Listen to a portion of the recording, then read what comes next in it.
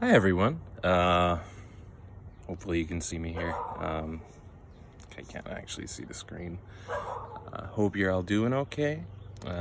Nice day out. It's like 60 some degrees, so I figured I'd take advantage of it, make the best of it, and do the lesson outside. Figure the lighting's up better here anyway.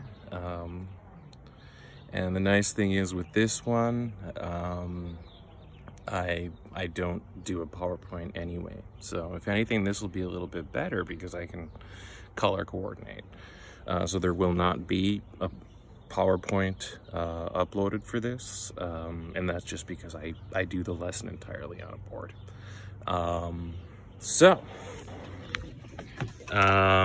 Today we're going to be talking about a new structure.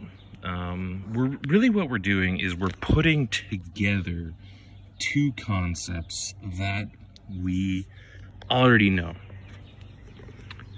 So on one hand, we have our direct objects. And then on the other hand, we have our indirect objects.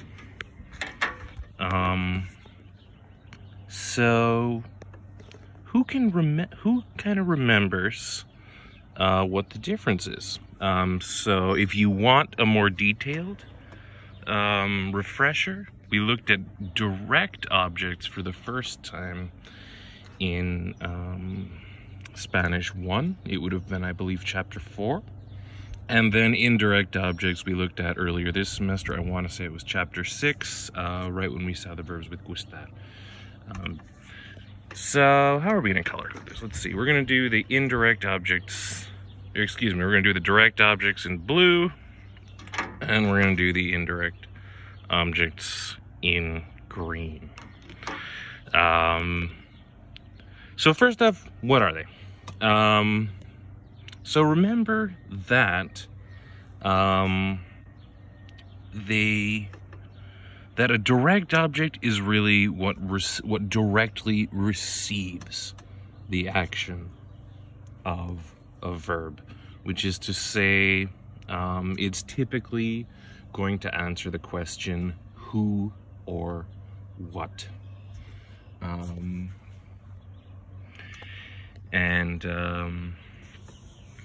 Then we want to remember that our pronouns are me, te, lo, or la. Isn't an L there. Nos, os, and los, and las. So we want to be careful because we want to remember that with the direct object pronouns, we do take into account gender in the third person. How about our indirect object pronouns? So remember, those are the ones that typically benefit from the action, is a good way of saying it. So they typically are going to answer the question to what, or more commonly to whom, because generally an action is being done for or on behalf of a person. And their pronouns are very similar. So we've got me, te, le, nos, os, and les. So we can see that, looking at it, actually all of them are identical with the exception of our third person, our ele, usted, ellos, ellas, ustedes. And we just again want to keep in mind that with our direct object pronouns, we want to make sure that we are taking into account gender as well, while on the other hand, with our indirect objects, we don't need to worry about gender. Let's take a look at an example sentence. So, for example, Paco le da el libro a Juana. So, let's see, let's analyze this sentence. So first off, we've got our subject. That's what's going to agree with the verb, and that's Paco. So that is what the verb is going to agree with. Then, who is benefiting? Who is receiving the action? And it's to Juana, right? So Juana. And then remember our our indirect object pronoun is going to correspond to our indirect object. So who is it being done for? Who's benefiting from this action? Juana. Of giving the book? Juana.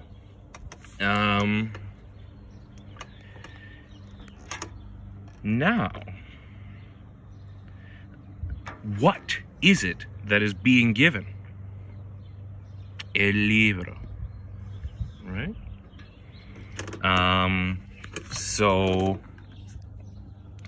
that is our indirect object. That's what answers the question what. So first off, what is given? A book. That's our that's our direct object. And then to whom is it given?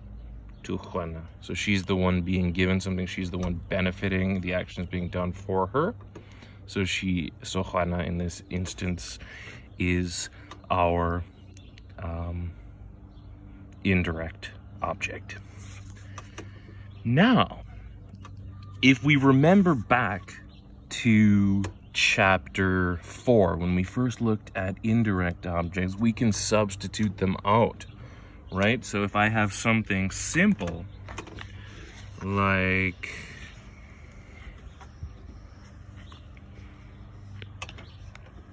yo tengo un libro. If we already know what we're talking about, just like in English where I can say I have it, I can do the same thing in Spanish. I can say yo lo tengo.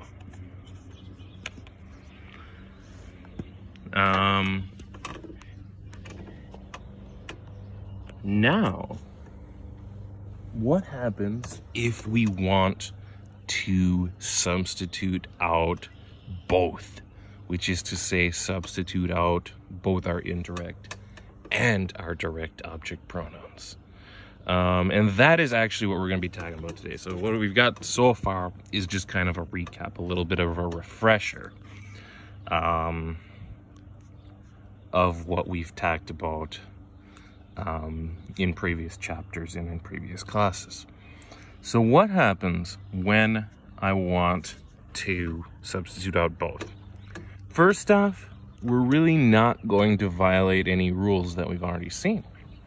So, going back to what we saw in chapter 4, what we saw in chapter 5, what we saw in chapter 6, when in doubt, I've said a million times this is going to follow us. When in doubt, where do we put a pronoun? We put it before the conjugated verb. And we've got that here again. And that rule is going to follow us yet again.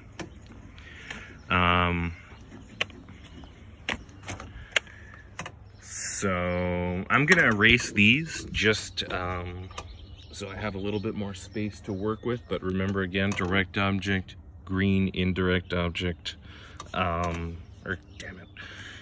direct object, blue, indirect object, green. So let me give you a good view if you want to screenshot this or whatever. whatever people do these days. So I'm gonna erase this just so I have a little bit more space to work with.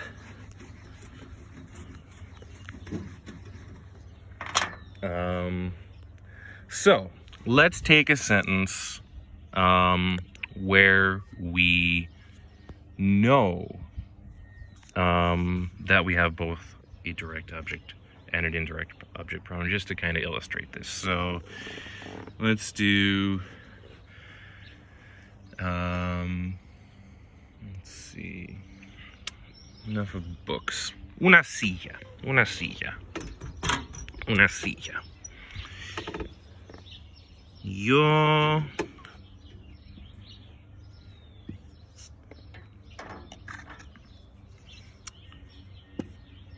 te traigo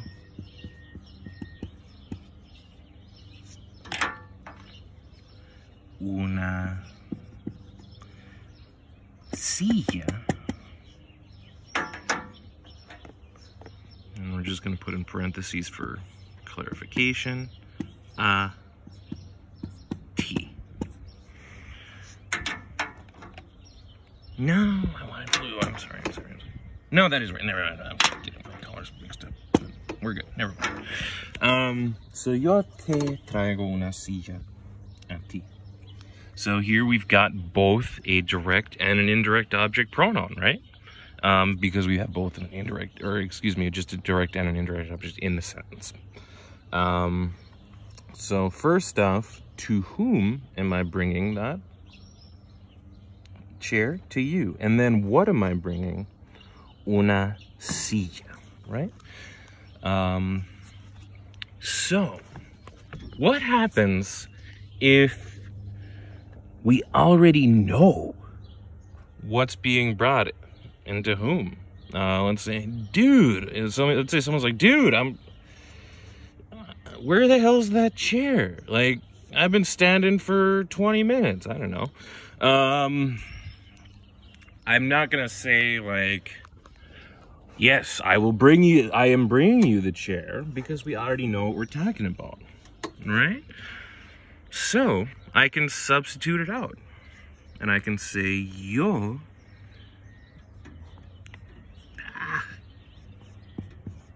I'm used to writing horizontally with markers. Yo te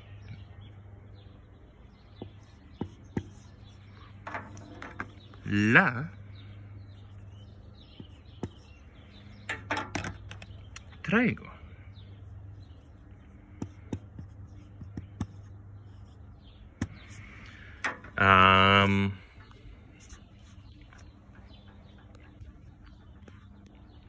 So we can see here that the te refers to our indirect object and our indirect object pronoun, and that the la refers to our direct object pronoun.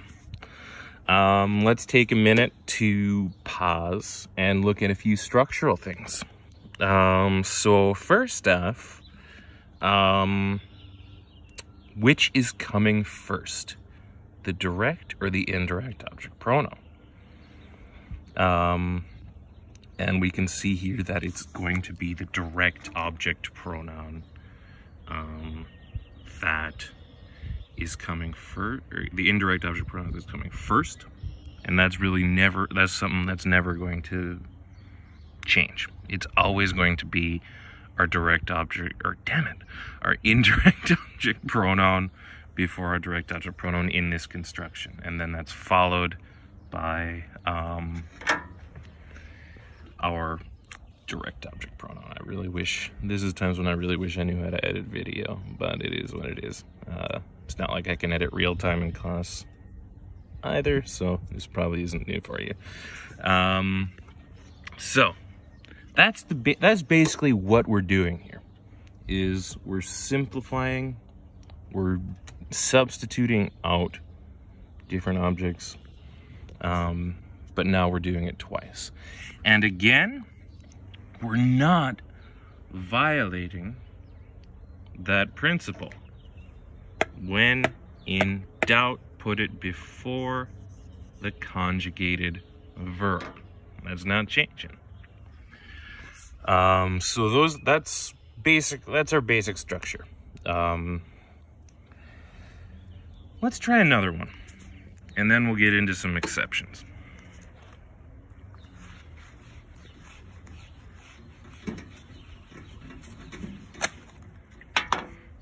So, let's see.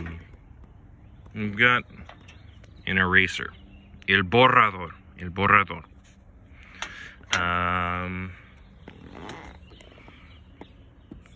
Tú.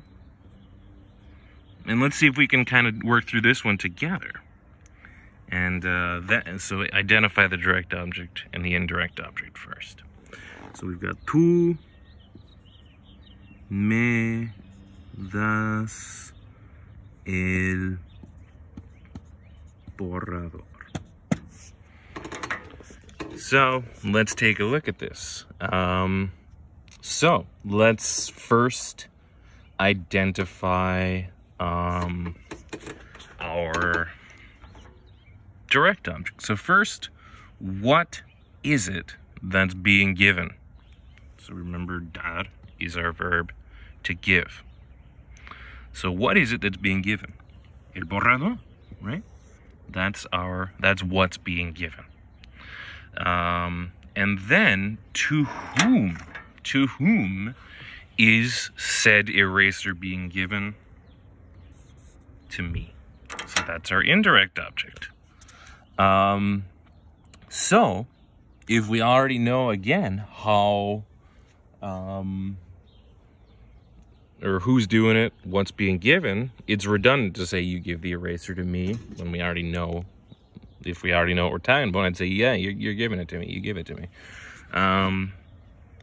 And we can do the same thing in Spanish. So I can say, tú me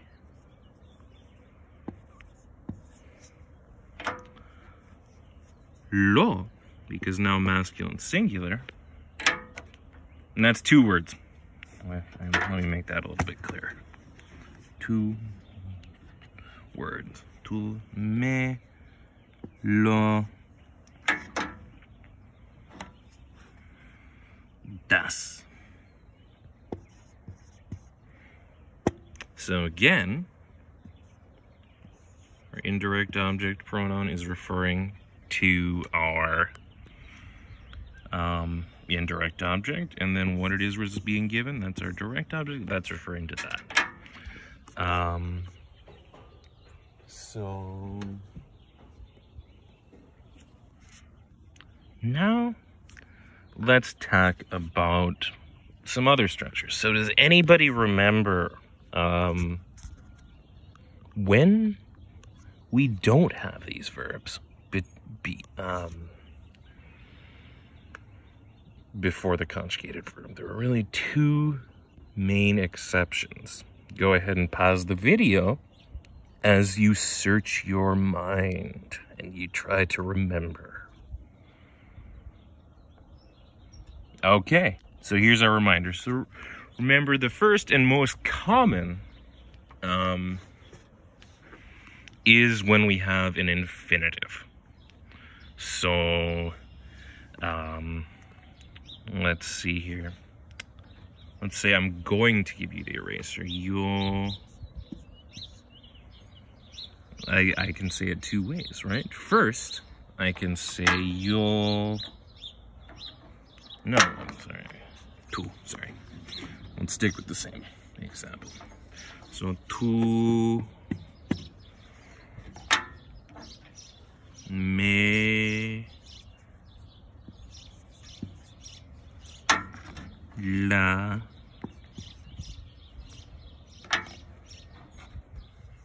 vas a dar. So we can see there, we're not violating any rules. It's still before the conjugated verb, and this structure is absolutely 100% correct.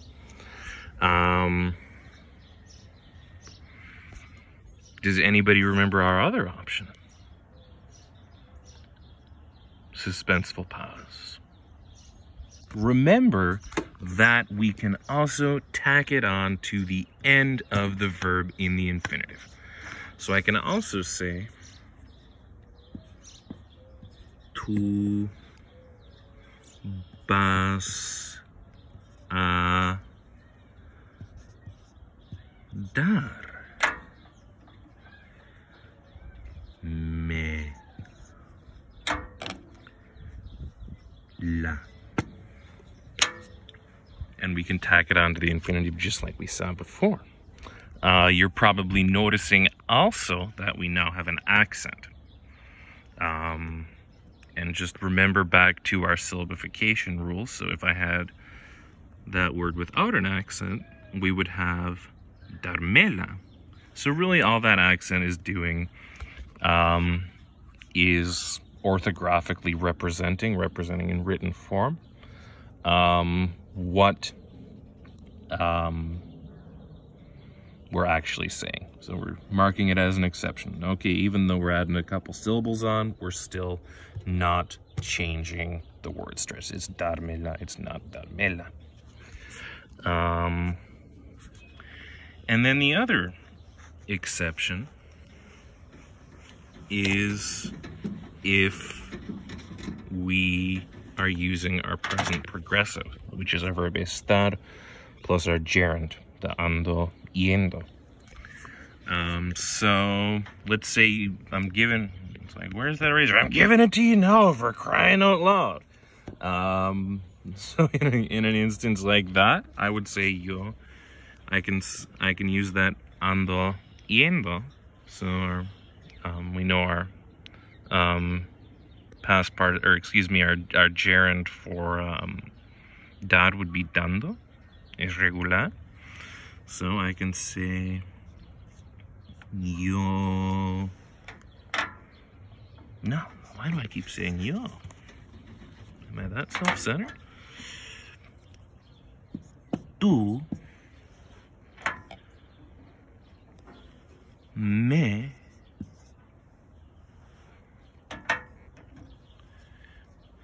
lo estás dando. And again, that's my first option. And I'm playing it safe. I'm putting it before the conjugated verb. And that way I don't have to worry about accents. Nothing's going to change. And there is absolutely nothing grammatically incorrect about this. However, with the gerund, I have another option. I can remember that we can also tack pronouns on to the end of the gerund. So I can also say, tú estás dando me